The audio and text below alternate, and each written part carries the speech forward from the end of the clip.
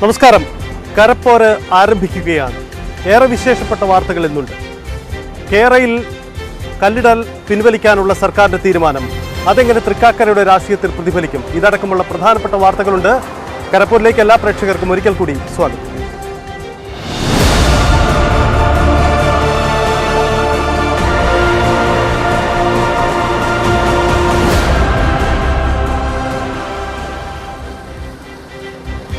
അപ്പോൾ തൃക്കാക്കരയിലെ സ്ഥാനാർത്ഥികളെല്ലാം അവരുടെ പ്രചരണം മൂന്നാം ഘട്ടത്തിലേക്ക് കടന്നു കഴിഞ്ഞു. ഇടതു വലതു സ്ഥാനാർത്ഥികൾ അവരുടെ വാഹന പര്യടനം ആരംഭിച്ചു. BJP സ്ഥാനാർത്ഥിയും മണ്ഡലത്തിലെ പര്യടന പരിപാടികൾക്ക് തുടക്കമിട്ടതോടെ തൃക്കാക്കരയിലെ തെരഞ്ഞെടുപ്പ് ആവേശം കൂടുതൽ ശക്തമായി.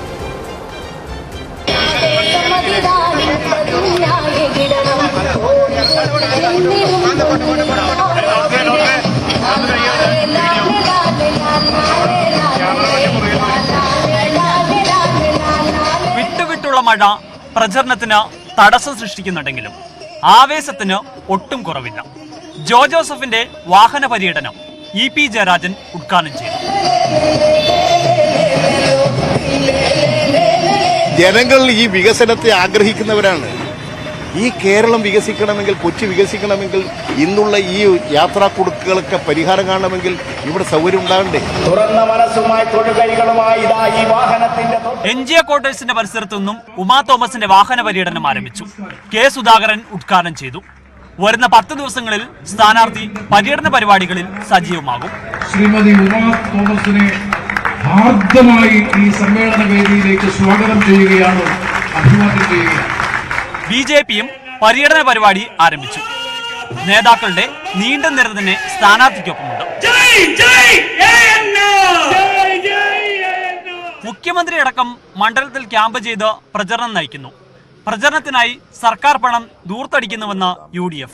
എന്താണ് ഒരു നിയോജക മണ്ഡലത്തിലെ തെരഞ്ഞെടുപ്പിന് വേണ്ടി ഇത്രയും വലിയ സാഹസം കാട്ടാൻ എന്താണ് ഇവിടെ സംഭവിക്കാൻ പോകുന്നത്? ഈ ഒരു സീറ്റ് കിട്ടിയാൽ ഭരണം മാറുമോ? ഇല്ലല്ലോ. നമുക്ക് മാറാൻ ഇല്ലല്ലോ. ഞങ്ങൾക്ക് ഞങ്ങളുടെ സീറ്റാണ്, നിലവിലുള്ള സീറ്റാണ്, കോൺഗ്രസിന്റെ ആരൂഢമായ സീറ്റാണിത്. കോൺഗ്രസിന്റെ കരുത്തുറ്റൊരു കോൺഷ്യൻസിയാണിത്. ഞങ്ങൾക്ക് സംരക്ഷിച്ചേ മതിയാകൂ. അത് ഞങ്ങളുടെ പൊളിറ്റിക്കൽ നെസസിറ്റിയാ. അവർക്ക് ഇടതുപക്ഷത്തിന് എന്താ ഇത് കാര്യം? എന്തിനാ മുഖ്യമന്ത്രി ഇത്രയൊക്കെ പാടുപെട്ട് ഇവിടെ വന്ന് കുത്തിരിക്കുന്നത്? 60 മറ്റം MLA-മാരുടെ വീട് കയറുതെന്നാ പറയുന്നത്. 60 മറ്റം MLA-മാർ, അതുപോലെ MP-മാരുണ്ടെന്നാ പറയുന്നത്, അതുപോലെ മറ്റു മന്ത്രിമാരുണ്ടെന്നാ പറയുന്നത്. ഞാൻ ചോദിക്കുന്നത്, എന്തിനാണ് ഈ ചെലവ്? ഇതിനൊക്കെ ചെലവില്ലേ? ഈ അവരെയൊക്കെ ചെലവ് സർക്കാരിന്റെ ചെലവല്ലേ? ഈ കോടികൾ ഇവിടെ വന്നിട്ടും കോടികൾ അവർ ചെലവഴിക്കല്ലേ, കോടികൾ ദൂർത്തടിക്കല്ലേ? സർക്കാരിന്റെ മറുപടി അങ്ങനെ ചെയ്യാൻ പറ്റത്തില്ല എന്ന് അദ്ദേഹത്തെ KPCC പ്രസിഡന്റിനെ പോലെ ഒരാൾ മനസ്സിലാക്കേണ്ടതല്ലേ? പൊതുഖജനാവിന്റെ പണം അങ്ങനെ ഏതെങ്കിലും കാര്യത്തിന് ചെലവാക്കാൻ പറ്റുമോ? ഇപ്പോൾ കോൺഗ്രസ് പണ്ട് ഉപതെരഞ്ഞെടുപ്പിനകത്ത് മന്ത്രിമാരെല്ലാം പോകുമ്പോൾ, ഇപ്പോൾ ഉപതെരഞ്ഞെടുപ്പിന് മന്ത്രിമാരെല്ലാം പോകുമ്പോൾ പൊതുഖജനാവിലെ പണം ചെലവാക്കിയിട്ടാണോ രാജസ്ഥാനിലും ഛത്തീസ്ഗഡിലും ഒക്കെ ചെയ്യുന്നത്? അല്ലല്ലോ. മുഖ്യമന്ത്രിയും മന്ത്രിമാരും കളം നിറഞ്ഞതോടെ UDFും സംസ്ഥാന നേതാക്കളെ കളത്തിലിറക്കിയാണ് പ്രചരണം നയിക്കുന്നത്. പ്രചരണം അവസാന ഘട്ടത്തിലേക്ക് കടക്കുമ്പോൾ ആവേശം ഇനിയും ഉയരുന്ന കാര്യത്തിൽ സംശയമില്ല. കൊച്ചിയിൽ നിന്നും സിജോ ബി ജോൺ, News 18. തൃക്കാക്കരയിലെ മത്സര ചിത്രം വ്യക്തമായി കഴിഞ്ഞു. 8 സ്ഥാനാർത്ഥികളാണ് മത്സര രംഗത്തുള്ളത്.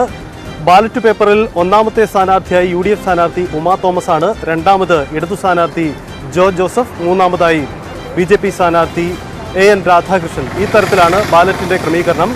3 പ്രധാന മുന്നണി സ്ഥാനാർത്ഥികൾക്ക് പുറമെ 5 സ്വതന്ത്രന്മാരും ഇത്തവണ തൃക്കാക്കരയിൽ മത്സര രംഗത്തുണ്ടാകും. നാമനിർദ്ദേശ പത്രിക പിൻവലിക്കാനുള്ള സമയം ഇന്ന് അവസാനിച്ചതോടെ തെരഞ്ഞെടുപ്പ് ചിത്രം പൂർണ്ണമായിട്ടുണ്ട്.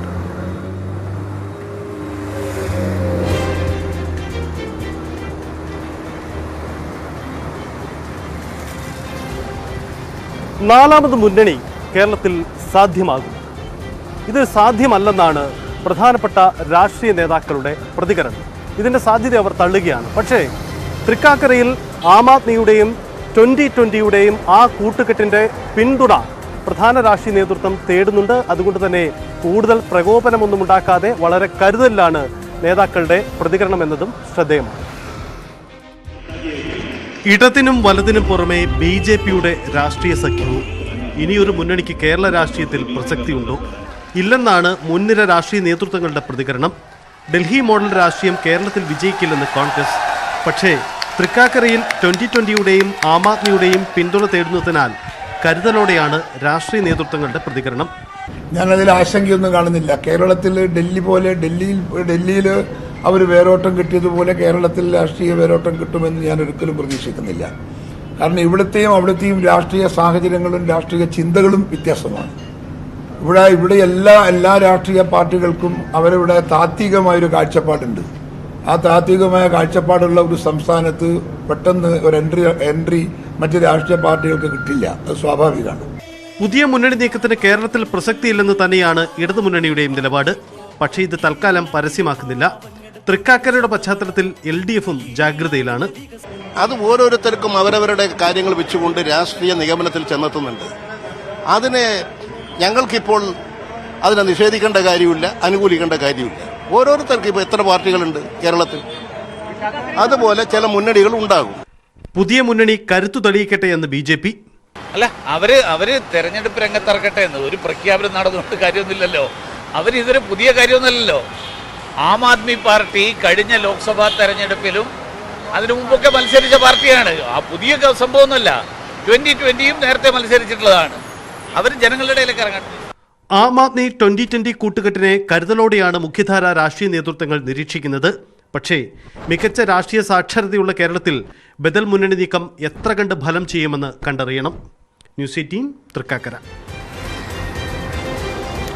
ഈ വിഷയത്തിൽ CPI സെക്രട്ടറി കാനം രാജേന്ദ്രന്റെ പ്രതികരണം ഏറെ ശ്രദ്ധേയമാണ്. 4ാം മുന്നണി എന്നത് ചായക്കോപ്പയിലെ കൊടുങ്കാറ്റ് മാത്രമാണെന്ന് കാനം രാജേന്ദ്രൻ പ്രതികരിച്ചു.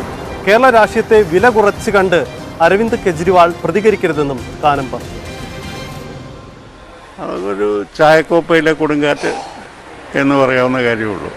അത്ര ലഘുവായിട്ട് കേരളത്തിലെ രാഷ്ട്രീയത്തെ അദ്ദേഹവും കാണരുത്. ഇന്നലെയാണ് ആം ആദ്മി ഒപ്പം 2020യുടെ പുതിയ കൂട്ടായ്മ, പുതിയ സഖ്യത്തിന്റെ പ്രഖ്യാപനം നടന്നത്. എന്താവും അവരുടെ കേരളത്തിലെ തുടർഭാവി? ഏത് തരത്തിലാവും ഈ മുന്നണിയുടെ പ്രവർത്തനം എന്നതൊക്കെ വളരെ പ്രസക്തമാണ്. ഇതിനിടയിൽ PC സിറിയക്ക് ആം ആദ്മി പാർട്ടിയുടെ കേരളത്തിലെ അവരുടെ കോർഡിനേറ്റർ ന്യൂസ് 18നോട് പ്രതികരിച്ചു. അദ്ദേഹം പറയുന്നത് തൃക്കാക്കരയിൽ ഏതെങ്കിലും ഒരു മുന്നണിക്ക് പിന്തുണ പ്രഖ്യാപിക്കേണ്ട സാഹചര്യമില്ലെന്നാണ് തൻ്റെ നിലപാടെന്നാണ് PC സിറിയക്ക് വ്യക്തമാക്കിയത്. 2020 ഏതെങ്കിലും കക്ഷിക്ക് പിന്തുണ പ്രഖ്യാപിച്ചേക്കുമെന്ന സൂചനയുള്ളപ്പോഴാണ് PC സിറിയക്കിൻ്റെ ഈ വ്യത്യസ്തമായ നിലപാട് എന്നതും ശ്രദ്ധേയമാണ്. ഒപ്പം കേരളത്തിലെ ചെറിയ പാർട്ടികളെ, സമാന സ്വഭാവമുള്ള ചെറിയ പാർട്ടികളെ ഒപ്പം ചേർത്തുകൊണ്ട് 4ാം മുന്നണി എന്ന ലക്ഷ്യവുമായി മുന്നോട്ട് പോകും.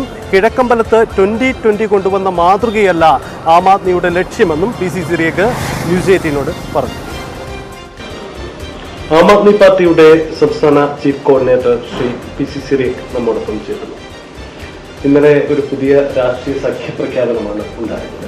ഇത് കേരള രാഷ്ട്രീയത്തിൽ, മുന്നണി രാഷ്ട്രീയങ്ങൾക്ക് വലിയ വേരോട്ടമുള്ള കേരളത്തിൽ അതെങ്ങനെ കണ്ട് പ്രവർത്തിക്കും? എന്താണ് UDFും LDFും രണ്ടു കൂട്ടരുമായിട്ട് ജനങ്ങൾ അതൃപ്തരാണ്. മാറി മാറി രണ്ടു കൂട്ടരെയും പരീക്ഷിച്ച് അതൃപ്തി മാത്രമേ ഉണ്ടായിരുന്നുള്ളൂ. എങ്കിലും ലെസ്സർ ഈവിൾ എന്ന നിലയ്ക്ക് ഒരാൾക്ക് വോട്ട് ചെയ്തോളൂ. തമ്മിൽ ഭേദം തൊമ്പൻ എന്നൊക്കെ പറയുന്നവര് നിവൃത്തിയില്ലാഞ്ഞിട്ട് മാറി മാറി വോട്ട് ചെയ്യുകയായിരുന്നു. അപ്പം യഥാർത്ഥത്തിൽ ആത്മാർത്ഥമായിട്ടും സുതാര്യമായിട്ടും നടപടിയെടുത്ത് ജനങ്ങളുടെ പ്രശ്നങ്ങൾക്ക് പരിഹാരം കാണാനും അവർക്ക് ആശ്വാസം അരുളാനും ഒക്കെ തയ്യാറാകുന്ന ഈ മുന്നണിക്ക് തീർച്ചയായിട്ടും നല്ല ജനപിന്തുണ കിട്ടും എന്നതിൽ ഒരു സംശയമില്ല. സാർ, ഈ എങ്ങനെയാണ് ഈ 2020യുമായുള്ള ചേർന്നുള്ള പ്രവർത്തനം? പ്രാദേശിക തലത്തിൽ രണ്ടുപേരും കൂടെ ചേർന്നുകൊണ്ട് പുതിയ കമ്മിറ്റികൾ നിലവിൽ വരുമോ? എങ്ങനെയാണ് അതിൻ്റെ ഒരു ആസൂത്രണം? അതൊക്കെ വിശദാംശങ്ങൾ തീരുമാനിക്കണം. ഇന്നലെ നയപരമായ ഒരു തീരുമാനം ശ്രീ കേജ്രിവാൾ വന്നപ്പോൾ പ്രഖ്യാപിച്ചു. തീർച്ചയായിട്ടും കൂടുതൽ ചർച്ചകൾ രണ്ട് പാർട്ടികൾ പ്രവർത്തിക്കുമ്പോൾ അവർ തമ്മിൽ ഏകോപനം ഉണ്ടാകണം. ഏകോപന സമിതിയും അങ്ങനെയുള്ള കാര്യങ്ങളൊക്കെ ഉണ്ടാകേണ്ടിയിരിക്കുന്നു. തീർച്ചയായും അതൊക്കെ ഉണ്ടാകും. നമുക്ക് കേരളത്തെ സംബന്ധിച്ച് ഇടത് വലത് BJPയും ഉണ്ട്. അതിനിടയിലാണ് ഈ പുതിയൊരു ബദൽ രാഷ്ട്രീയം മുന്നോട്ട് വയ്ക്കുന്നത്. അപ്പം ഇത്രയും ശക്തമായ സംഘടനാ സംവിധാനങ്ങൾക്ക് വേറോട്ടമുള്ള കേരളത്തിൽ ഇത് എങ്ങനെ, ഏത് തരത്തിൽ ജനങ്ങളിലേക്ക് എത്താൻ പറ്റും എന്നൊരു ആം ആദ്മി പാർട്ടിയെ സംബന്ധിച്ചിടത്തോളം സംസ്ഥാന തലം മുതൽ പഞ്ചായത്ത് തലം വരെ പാർട്ടി സ്ട്രക്ചർ ഉണ്ടായി കഴിഞ്ഞു. ഈ മൂന്ന് മുന്നണികളിലും പെടാതെ മത്സരിക്കുന്ന, തെരഞ്ഞെടുപ്പിലടക്കം മത്സരിക്കുന്ന ചെറു പാർട്ടികളുണ്ട്, ചെറു കൂട്ടായ്മകളുണ്ട്, രാഷ്ട്രീയ പാർട്ടിയുടെ സ്വഭാവമില്ലാത്ത മറ്റു ചില സംവിധാനങ്ങളുണ്ട്. ഇവരെയൊക്കെ ഈ ഒരു പുതിയ സഖ്യത്തിന്റെ ഭാഗമായി പ്രതീക്ഷിക്കുന്നുണ്ടോ? അവരെയൊക്കെ ഉൾക്കൊള്ളും? 7 വർഷം ഭരിച്ചിട്ടും ഒരു അഴിമതി ആരോപണം പോലും ഉണ്ടായിട്ടില്ല. അപ്പം ഇത്തരത്തിലുള്ള ഒരു ഭരണ സംവിധാനത്തിൽ വിശ്വസിക്കുന്ന ആളുകളെ മാത്രമേ നമുക്ക് സ്വാഗതം ചെയ്യാൻ പറ്റുള്ളൂ. അപ്പോൾ ആ വിധത്തിലുള്ള ആളുകൾ വന്നാൽ തീർച്ചയായിട്ടും സ്വാഗതം ചെയ്യും. പക്ഷേ ആം ആദ്മി പാർട്ടിയും 2020യൊക്കെ പിന്തുണ തേടി രാഷ്ട്രീയ പാർട്ടികൾ, മുൻനിര രാഷ്ട്രീയ കക്ഷികളൊക്കെ രംഗത്തുണ്ട്. അവർ പ്രതീക്ഷിക്കുന്നുണ്ട് നിങ്ങളുടെ പിന്തുണ കിട്ടുമെന്ന്.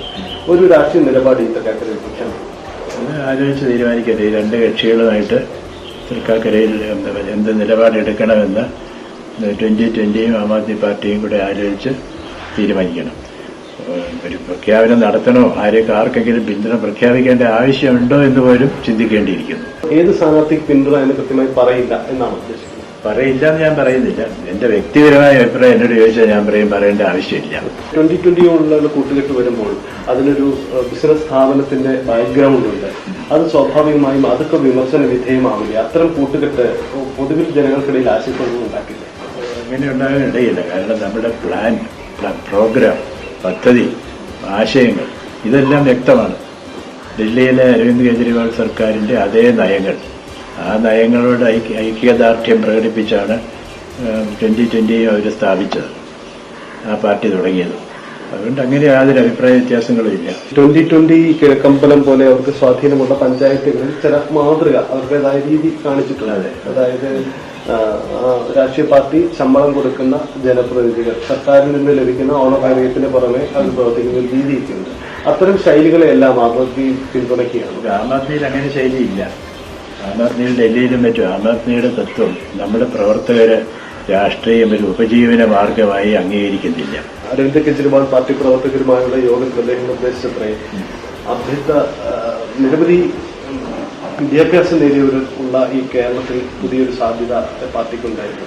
അങ്ങനെ ഏതെങ്കിലും പ്രത്യേക മേഖലകളിലേക്ക് കൂടുതൽ കേന്ദ്രീകരിക്കുക, അങ്ങനെ ലക്ഷ്യമില്ല. കേന്ദ്ര പാർട്ടിയുടെ ഇടപെടലോ സഹായമോ ഇല്ലാതെ തന്നെ നമ്മളിങ്ങനെ മുൻകൈയെടുത്ത് ഇത്രയും കാര്യങ്ങൾ ചെയ്തതിൽ അഭിനന്ദനം അറിയിക്കുകയും ചെയ്തു. അതിന് പുറമെ അദ്ദേഹം പറഞ്ഞു, ഈ പണി ഞങ്ങൾ തുടരുക, കേന്ദ്രത്തിന്റെ പാർട്ടിയും സജീവമായി ഞങ്ങളോടൊപ്പം ഉണ്ടാകും. കാരണം കേരളത്തെയും നമ്മുടെ ഒരു ഫോക്കസ് സംസ്ഥാനമായി പാർട്ടി അംഗീകരിച്ചിരിക്കുകയാണ്. നിങ്ങൾ സജീവമായിട്ട് പ്രവർത്തിക്കുക, ഞങ്ങളുടെ എല്ലാ പിന്തുണയും ഉണ്ടാകുമെന്ന് അദ്ദേഹം പ്രോത്സാഹിപ്പിച്ചു. അത് അദ്ദേഹത്തിന് ഞങ്ങളുടെ പ്രവർത്തനത്തിലുള്ള ആത്മവിശ്വാസം വർദ്ധിപ്പിച്ചു. ഞങ്ങൾക്കും കേന്ദ്ര പാർട്ടിയുടെ പിന്തുണയുണ്ട് എന്നൊരു ആത്മവിശ്വാസം ഞങ്ങളെയും ശക്തരാക്കി. മുഖ്യധാര രാഷ്ട്രീയ സംവിധാനങ്ങൾക്ക് ശക്തമായ വേരോട്ടമുള്ള കേരളത്തിൽ ഒരു ബദൽ രാഷ്ട്രീയ സഖ്യമാണ് മുന്നോട്ട് വയ്ക്കുന്നത്. തെരഞ്ഞെടുപ്പിലടക്കം പ്രതിഫലിക്കുന്ന തരത്തിലുള്ള പുതിയൊരു നീക്കത്തിനാണ് ആം ആദ്മി 2020 കൂട്ടുകെട്ട് ലക്ഷ്യം വയ്ക്കുന്നത്. എറണാകുളത്ത് നിന്നും ക്യാമറാമാൻ നെറ്റിനൊപ്പം TG സജി, ന്യൂസ് 8. തൃക്കാക്കരയിൽ 2020യുടെ എല്ലാ പിന്തുണയും തേടാൻ ഇടതുമുന്നണി നേതൃത്വം ശ്രമം തുടരുന്നതിനിടെ Kunnathunad MLA PV ശ്രീനിജനും Sabu M ജേക്കബും തമ്മിൽ തുറന്ന പോര്. കിറ്റക്സിൽ റെയ്ഡ് നടത്തിയതിന് ഇടതു നേതൃത്വം മാപ്പ് പറയണമെന്ന സാബുവിന്റെ പരാമർശത്തെ ഫേസ്ബുക്ക് പോസ്റ്റിലൂടെ ശ്രീനിജൻ പരിഹസിച്ചു. തുടർന്ന് വിവാദമായപ്പോൾ ശ്രീനിജൻ ഇത് പിൻവലിക്കുകയും ചെയ്തു. അതേസമയം 31-ന് ഈ ശ്രീനിജന്റെ വിമർശനത്തിന് മറുപടി നൽകുമെന്നാണ് സാബു M ജേക്കബ് പിന്നീട് പ്രതികരിച്ചത്. തൃക്കാക്കരയിൽ നിർണായക ശക്തിയായ 2020 വോട്ടുകൾ ഏതുവിധേനയും ഇടതുപാളയത്തിലെത്തിക്കാൻ കൊണ്ടുപിടിച്ച ശ്രമങ്ങളാണ് നടത്തുന്നത്. EP ജയരാജൻ അടക്കമുള്ള നേതാക്കൾ 2020യുടെ വോട്ടുകൾ സ്വീകരിക്കുമെന്ന നിലപാടിലേക്ക് എത്തിക്കഴിഞ്ഞു. ഇതിന്റെ പരോക്ഷ സൂചനകൾ അവർ പ്രസ്താവനകളിലൂടെ നൽകുകയും ചെയ്യുന്നുണ്ട്. അല്ല, അവരവരുടെ നിലപാട് പറയട്ടെ. ഞങ്ങൾക്ക് ഓരോ വോട്ടും ഞങ്ങൾ ജനപിന്തുണയായി കണക്കാക്കുന്നവരാണ്. ഏതൊരാളും ഞങ്ങൾക്ക് നൽകുന്ന പിന്തുണ ജനപിന്തുണയാണ്. ഞങ്ങൾ ആ ജനപിന്തുണയൊന്നും ഞങ്ങൾ ആരുടേതും തള്ളിക്കളയാറില്ല. അത് ജനങ്ങളുടെ പിന്തുണയാണ്, ഞങ്ങളുടെ നയത്തോടുള്ള അംഗീകാരമാണ്. എന്തു തന്നെയായിരുന്നാലും കഴിഞ്ഞ തെരഞ്ഞെടുപ്പിൽ 2020ക്ക് വോട്ട് ചെയ്ത ജനങ്ങൾ ഇത്തവണ ഇടതുപക്ഷത്തിന് വോട്ട് ചെയ്യും. അത് വികസനത്തിനും അതുപോലെ തന്നെ ഞങ്ങളുടെ സ്ഥാനാർത്ഥിയുടെ മികവും ഒക്കെ കാരണമാണ്. ഇടതുപക്ഷം വോട്ട് തേടുന്നതിന് മുൻപ് തന്റെ കമ്പനിക്കെതിരെ നടത്തിയ പരിശോധനകൾ എന്തിനായിരുന്നുവെന്ന് വ്യക്തമാക്കണമെന്നും അതിൽ തെറ്റുപറ്റിയെങ്കിൽ മാപ്പ് പറയണമെന്നും സാബു ജേക്കബ് ആവശ്യപ്പെട്ടു. ഇതിനെ പരിഹസിച്ചാണ് സ്ഥലം MLA കൂടിയായ PV ശ്രീനിജൻ ഫേസ്ബുക്ക് പോസ്റ്റ് ഇട്ടത്. കുന്നുംകുളത്തിന്റെ മാപ്പുണ്ടെങ്കിൽ തരണമെന്നും ഒരാൾക്ക് കൊടുക്കാനായിരുന്നുവെന്നുമാണ് പോസ്റ്റ്. എന്നാൽ ഇതിനെതിരെ രൂക്ഷമായ ഭാഷയിലായിരുന്നു സാബു ജേക്കബിന്റെ വിമർശനം. അദ്ദേഹം ഉദ്ദേശിച്ചത് എന്നെയാണ് കുന്നംകുളം മാപ്പ് എന്ന് ഉദ്ദേശിച്ചത് എങ്കിൽ ഒരു കാര്യം എനിക്ക് വ്യക്തമാക്കാനായിട്ടുണ്ട്. എൻ്റെ കയ്യിലിപ്പോൾ ഉള്ളത് തൃക്കാക്കരയുടെ മാപ്പാണ്. അത് 31-ാം തീയതി വ്യക്തമാകും. അപ്പോൾ ഇദ്ദേഹത്തിനെ സംബന്ധിച്ച് ഇദ്ദേഹം കോൺഗ്രസിൽ നിന്ന് ഇതുപോലെയുള്ള വികൃതികൾ കാണിച്ച് അവിടുന്ന് അടിച്ച് പുറത്താക്കിയ ആളാണ്. അവിടെ സീറ്റ് ലഭിക്കില്ല എന്ന് കണ്ടു കഴിഞ്ഞപ്പോൾ ഇടതു മുന്നണിയിലേക്ക് ചേക്കേറി. ഇപ്പോൾ ഇടതു മുന്നണിയെ താർക്കുക എന്നുള്ളത് അദ്ദേഹത്തിൻ്റെ പ്രഥമ ലക്ഷ്യമാണ്. PV ശ്രീനിജനും സാബു ജേക്കബും തർക്കം തുടരുന്നത് LDF-ന് ഗുണകരമാവില്ല. നിലവിലുള്ള സാഹചര്യം അനുകൂലമാക്കി മാറ്റാനുള്ള ശ്രമങ്ങളാണ് UDF ക്യാമ്പിൽ നടക്കുന്നത്. ന്യൂസ് 18 കൊച്ചി. കരപ്പൂരിൽ ഇനിയൊരു ഇടവേളയാണ്. ഇടവേളയ്ക്ക് ശേഷം തിരിച്ചെത്താം.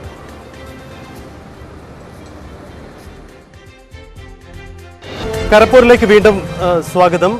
കേരയിൽ കല്ലിടൽ നിർത്തിവെച്ചത് തൃക്കാക്കരയുടെ തെരഞ്ഞെടുപ്പ് രംഗത്തും വലിയ ചർച്ചയായ വിഷയമാണ്. ഉപതെരഞ്ഞെടുപ്പിലെ തിരിച്ചടി മുന്നിൽ കണ്ടുകൊണ്ടാണ് സർക്കാർ ഇത്തരമൊരു നീക്കത്തിലേക്ക് പോയതെന്ന് പ്രതിപക്ഷം ആരോപിച്ചു. എന്നാൽ ഇത് സ്വാഭാവിക നടപടി മാത്രമാണെന്നാണ് ഇടതുമുന്നണിയുടെ പ്രതികരണം.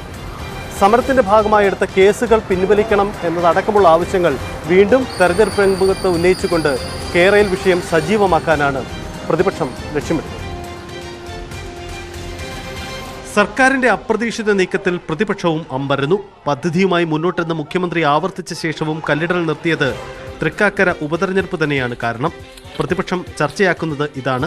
മുഖ്യമന്ത്രി വെല്ലുവിളികളോടാണ് പറഞ്ഞത്, ഞങ്ങൾ കല്ലിടും, കല്ലിട്ട് ഞങ്ങൾ മുമ്പോട്ട് പോകും, ആര് പിഴുതെറിഞ്ഞാലും വേറെ കല്ലുകൊണ്ടൊന്നിടും, ഞങ്ങൾ പിഴുതെറിയുമെന്ന് പറഞ്ഞു. ഞങ്ങൾ പിഴുതെറിഞ്ഞു കല്ലുകൾ. കേരളത്തിൽ കല്ലിടാൻ വന്ന എല്ലാ സ്ഥലത്തും ജനങ്ങളുടെ വലിയ പ്രതിരോധം ഉണ്ടായിരുന്നു, വലിയ പ്രതിഷേധം ഉണ്ടായിരുന്നു. എവിടെയെല്ലാം ജനങ്ങൾ പ്രതിഷേധിച്ചോ അവിടെയെല്ലാം UDF പ്രവർത്തകരുടെയും നേതാക്കന്മാരുടെയും സാന്നിധ്യം ഉണ്ടായിരുന്നു. അപ്പോൾ കേരളത്തിന്റെ സമര ചരിത്രത്തിലെ ഒരു പുരാവസ്തുവായിട്ട് ഈ മഞ്ഞക്കുറ്റി മാറാൻ പോവാം. സമര വിജയമെന്നാണ് പ്രതിപക്ഷവാദം. സമരത്തിന്റെ പേരിലെടുത്ത കേസുകളടക്കം റദ്ദാക്കണം. കേസ് പിൻവലിക്കണം എന്ന് മാത്രമല്ല, അതിനകത്ത് ഫൈനൊക്കെ ഒരുപാട് ഫൈൻ അടപ്പിച്ചിട്ടുണ്ട്, ജാമ്യം കിട്ടാൻ വേണ്ടി ഫൈൻ അടപ്പിച്ചിട്ടുണ്ട്. അതൊക്കെ തിരുത്താൻ ഈ ഗവൺമെന്റിന് ബാധ്യതയുണ്ട്. കാരണം ചെയ്തത് തെറ്റാണെന്ന് അംഗീകരിക്കലാണ് ഈ നിർത്തിവെക്കൽ. തൃക്കാക്കര ലക്ഷ്യമിട്ടുള്ള സർക്കാരിന്റെ പുതിയ തന്ത്രമെന്നാണ് പ്രതിപക്ഷ വിലയിരുത്തൽ. കേസുകൾ പിൻവലിക്കണമെന്നതടക്കമുള്ള ആവശ്യം തെരഞ്ഞെടുപ്പ് രംഗത്ത് ഉയർത്തും. അതേസമയം സർക്കാരിൻ്റെത് സ്വാഭാവിക നടപടിയെന്നാണ് ഇടതുമുന്നണിയുടെ വാദമെങ്കിലും വിഷയത്തിൽ കൂടുതൽ വിശദീകരണത്തിന് ഇടതു നേതാക്കൾ തയ്യാറായില്ല. കല്ലിടൽ നിർത്തിയതിനു പിന്നിൽ തൃക്കാക്കര തന്നെയാണെന്നാണ് BJP-യുടെയും വാദം. എല്ലാ പരാജയങ്ങളുടെയും ആദ്യഘട്ടം ഇങ്ങനെ പറയുള്ളൂ, ഈ പദ്ധതിക്ക് കേന്ദ്ര സർക്കാരിന്റെ അനുമതി ലഭിക്കില്ല എന്നുറപ്പായ സാഹചര്യത്തിലുള്ള തന്ത്രപരമായിട്ടുള്ള ഇപ്പോഴത്തെ പ്രഖ്യാപനം മാത്രമാണിത്. കാരണം ഞങ്ങൾ ഇത് മുഴുവൻ ഉപേക്ഷിച്ചു എന്ന് പറഞ്ഞാൽ തൃക്കാക്കരയിൽ അവർക്ക് പ്രചരണത്തിന് വിഷയമില്ല. വികസനവാദികളും വികസന വിരുദ്ധരുമായിട്ട് വ്യാഖ്യാനിച്ചുകൊണ്ട് നടന്ന തെരഞ്ഞെടുപ്പിന്റെ ഇടയ്ക്ക് വെച്ച് ആ തെരഞ്ഞെടുപ്പിലെ സുപ്രധാന വിഷയത്തിൽ നിന്ന് വലിയൊരു പിന്മാറ്റം നടത്തേണ്ടി വന്നിരിക്കുന്നു എന്നുള്ളത് തന്നെ ഈ തെരഞ്ഞെടുപ്പിൽ CPM വലിയ തിരിച്ചടി പ്രതീക്ഷിക്കുന്നു എന്നുള്ളതിന്റെ വ്യക്തമായിട്ടുള്ള സൂചനയാണ്. തുടക്കം മുതൽ കേരയിൽ തൃക്കാക്കരയിൽ മുഖ്യ വിഷയമാണ്. കല്ലിടൽ നിർത്തിവെക്കുന്നതിലൂടെ കേരയിൽ ചർച്ചകളിൽ നിന്ന് തിരിച്ചുവിടാനാണ് സർക്കാർ ശ്രമം. എന്നാൽ സമരക്കാർക്കെതിരായ കേസുകൾ പിൻവലിക്കണമെന്നതടക്കമുള്ള ആവശ്യങ്ങൾ ഉന്നയിച്ച് കേരയിൽ തന്നെ വീണ്ടും ചർച്ചയാക്കാനാണ് പ്രതിപക്ഷത്തിന്റെ ശ്രമം. ന്യൂസ് 18 തൃക്കാക്കര. ഇന്നുയർന്ന കേരയിൽ വിവാദത്തിൽ തൃക്കാക്കരയിലെ വോട്ടർമാർക്കും കൃത്യമായ നിലപാടുണ്ട്. ജനങ്ങളുടെ പ്രതികരണം കേരളയിൽ നിങ്ങൾ കേരളത്തിന് ഒരു അറ്റം തൊട്ട് അങ്ങേയറ്റം വരെ ചെയ്യുന്നുണ്ടെന്ന് പറയുന്നുണ്ട്. പക്ഷേ അതിനുള്ള യാത്രക്കാരുണ്ടോ? അതിനനുസരിച്ചുള്ള ഫണ്ട് ഇപ്പം ഈ ചിലവാക്കിയ പൈസയിൽ നിന്ന് കിട്ടുമോ? ഒരു പിടുത്തവുമില്ല, അറിയത്തുമില്ല. അപ്പോൾ കിട്ടുമെന്ന് ഉറപ്പുണ്ടേ ചെയ്യുക. ഡിജിറ്റൽ സർവേ നേരത്തെ നടത്തണമെന്ന് പറഞ്ഞപ്പോൾ തന്നെ അന്ന് അതിനെ എതിർത്തുകൊണ്ടല്ലേ കല്ലിൽ തുടങ്ങിയത്. അപ്പോൾ ഇപ്പം അന്ന് പറഞ്ഞ ഡിജിറ്റൽ സർവേ ഇന്നിപ്പോൾ നടപ്പിലാക്കിയപ്പോൾ പ്രതിപക്ഷത്തിന് ഒന്നാമത്തെ വിജയം അതായി. തെരഞ്ഞെടുപ്പിൻ്റെ മുന്നോടിയായിട്ട് അത് വേണ്ടാന്ന് വെച്ചിരിക്കുന്നതാണ്. അത് കഴിയുമ്പോൾ ഈ തെരഞ്ഞെടുപ്പൊക്കെ കഴിയുന്ന സമയത്ത് വീണ്ടും അതിനുള്ളൊരു ചർച്ച വരും. വീണ്ടും അത് സ്വാഭാവികമായിട്ട് ഇതിനൊരു പ്രശ്നം വരും. പ്രതിപക്ഷം ചിലപ്പോൾ എതിർക്കാം, അല്ലെങ്കിൽ തുടരാം, എന്ത് വേണമെങ്കിലും സംഭവിക്കാം. അതൊക്കെ രാഷ്ട്രീയ കളികളിൽ എടുക്കാം. നമുക്ക് അത് വരില്ല, എന്തായാലും വരുത്തില്ല. ജനങ്ങൾ പാവങ്ങളെ കുറവുകളും കഷ്ടത്തിലാവും അത് വന്നു കഴിഞ്ഞാൽ. അതുകൊണ്ട് അത് വരുത്തിക്കില്ല.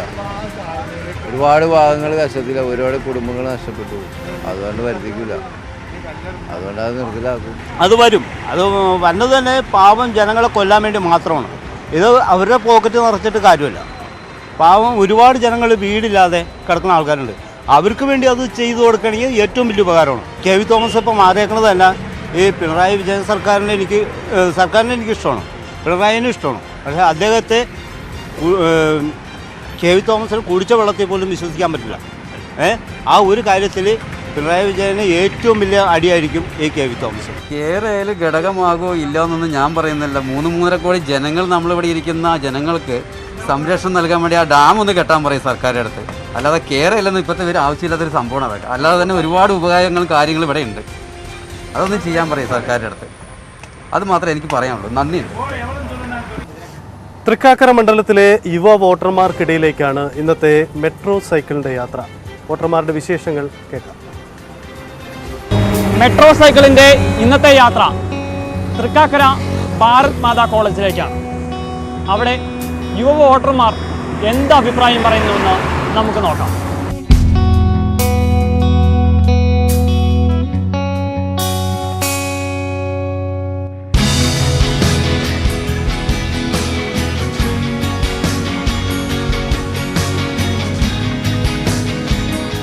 അങ്ങനെ മെട്രോ സൈക്കിൾ ഇപ്പോൾ തൃക്കാക്കര ഭാരത് മാതാ കോളേജിൽ എത്തി നിൽക്കുകയാണ്. നമുക്ക് ഇവിടെ യുവ വോട്ടർമാരോട് അവരുടെ അഭിപ്രായങ്ങൾ തേടാം.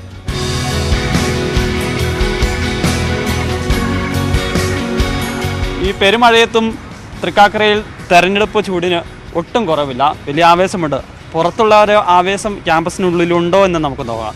എങ്ങനെയാണ് ഈ ക്യാമ്പസിനുള്ളിൽ ഇലക്ഷൻ എങ്ങനെയാണ് നിങ്ങളെ കാര്യമായ രീതിയിൽ ചർച്ച ചെയ്യപ്പെടുന്നുണ്ടോ? അത്യാവശ്യമായിട്ടും ഒരുവിധം എല്ലാവരും സംസാരിക്കുന്നുണ്ട് ഈ ഇലക്ഷനെ പറ്റി. ക്യാമ്പസിനുള്ളിൽ പുറത്തുള്ള ചൂട് തന്നെ അകത്തുമുണ്ട്. ഇലക്ഷൻ നടക്കുന്നതിൽ പ്രധാനപ്പെട്ട 3 മുന്നണി സ്ഥാനാർത്ഥികളിൽ ഒരാൾ മാത്രമേ വനിതകളായിട്ടുള്ളൂ. നിങ്ങൾ ഈ വനിതകൾ കൂടുതൽ വരണമെന്നോ അങ്ങനെയൊക്കെ അഭിപ്രായമുള്ള ആളുകളാണോ, അല്ലെങ്കിൽ വോട്ട് ചെയ്യാൻ ഉദ്ദേശിക്കുന്നുണ്ടെങ്കിൽ എന്തൊക്കെ പ്രയോറിറ്റിയാണ് കൊടുക്കുന്നത് സാധാരണ? വനിതകൾ മാത്രമല്ല, ലൈക്ക് ഇതൊക്കെ കറക്റ്റായിട്ടെല്ലാം നോക്കി ചെയ്യാൻ പറ്റുന്ന ആൾക്കാർക്ക്, അതിന് കഴിവുള്ളവർ മുമ്പിലേക്ക് വരണം. അങ്ങനെ വനിതകൾ കൂടുതൽ വരണം, അങ്ങനെ ബോയ്സ് കൂടുതൽ വരണം എന്ന് പറയില്ല, കഴിവുള്ളവർ മുമ്പോട്ട് വരണം. എന്താ പൊതു അഭിപ്രായം? അങ്ങനെ എന്ന് വെച്ചാൽ നമുക്ക് കൂടുതൽ നല്ല കാര്യങ്ങൾ ചെയ്യാൻ പറ്റുന്നവർ മുമ്പിലോട്ട് വരട്ടെ എന്നാണ്. അതിൽ വനിതകളും ഉണ്ടെങ്കിൽ നല്ല കാര്യം. പ്രയോറിറ്റീസ് കൊടുക്കുമ്പോൾ അത് കുറേ പേർക്ക് അതൊരു മോട്ടിവേഷൻ ആയിരിക്കും. എന്നാലും കഴിവുള്ളവർ വരണം. എങ്ങനെയുണ്ട് ഇലക്ഷനൊക്കെ ചൂട്? ഇലക്ഷൻ ചൂട് നന്നായിട്ട് പോകുന്നു. എല്ലായിടത്തും ക്യാമ്പയിനുകളും സ്ഥാനാർത്ഥികളുടെ പ്രചരണ ജാഥയും അങ്ങനെയെല്ലാം നടക്കുകയാണ്. ഈ ഒരു മണ്ഡലം മുഴുവൻ ഇലക്ഷൻ്റെ ഒരു ആവേശത്തിലാണ്. നമുക്ക് കാണാൻ പറ്റുന്നുണ്ട്. റോഡിലൂടെ ആയാലും പിന്നെ ക്യാമ്പസുകളിലാണെങ്കിലും ചർച്ച ചെയ്യപ്പെടുന്നുണ്ട് എല്ലാം. ഇപ്പോൾ ഈ മുന്നണി സ്ഥാനാർത്ഥികളിൽ ഒരാൾ മാത്രമാണ് വനിതകളായിട്ടുള്ളൂ. നിങ്ങൾക്കൊരു അഭിപ്രായമുണ്ടോ അങ്ങനെ ഒരു സ്ത്രീകൾ കൂടുതലായിട്ട് വരണമെന്നല്ലോ? വരുന്നത് നല്ലത്. വരണം, നല്ല കാര്യമല്ലേ? സ്ത്രീകൾ കൂടുതൽ മുന്നോട്ട് നിൽക്കുന്നത് നല്ല കാര്യമല്ലേ? സ്ത്രീകൾക്ക് കൂടുതൽ മുൻഗണന നൽകണതും അവർ കൂടുതൽ പൊളിറ്റിക്സിൽ അതൊക്കെ നല്ല കാര്യമാണ്, ഇഷ്ടമുള്ള കാര്യമാണ്. തൃക്കാക്കര ഭാരത് മാതാ കോളേജിലെ യുവ വോട്ടർമാരുടെ അഭിപ്രായമാണ് നമ്മൾ കേട്ടത്. മെട്രോ സൈക്കിൾ യാത്ര ഇന്നത്തേത് അവസാനിക്കുകയാണ്. നാളെ മറ്റൊരു സ്ഥലത്ത് നിന്ന് കാണാം.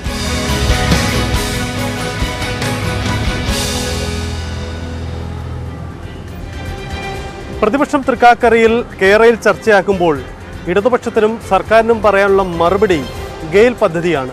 വീടുകളിൽ പൈപ്പുകൾ വഴി ഗ്യാസ് എത്തിക്കുന്ന സിറ്റി ഗ്യാസ് പദ്ധതിയുടെ പ്രധാന ഗുണഭോക്താക്കളിൽ ഒരാളാണ് തൃക്കാക്കര നിയോജക മണ്ഡലം. ഏകദേശം 2000-ഓളം കണക്ഷനുകൾ ഈ മണ്ഡലത്തിലുണ്ട്.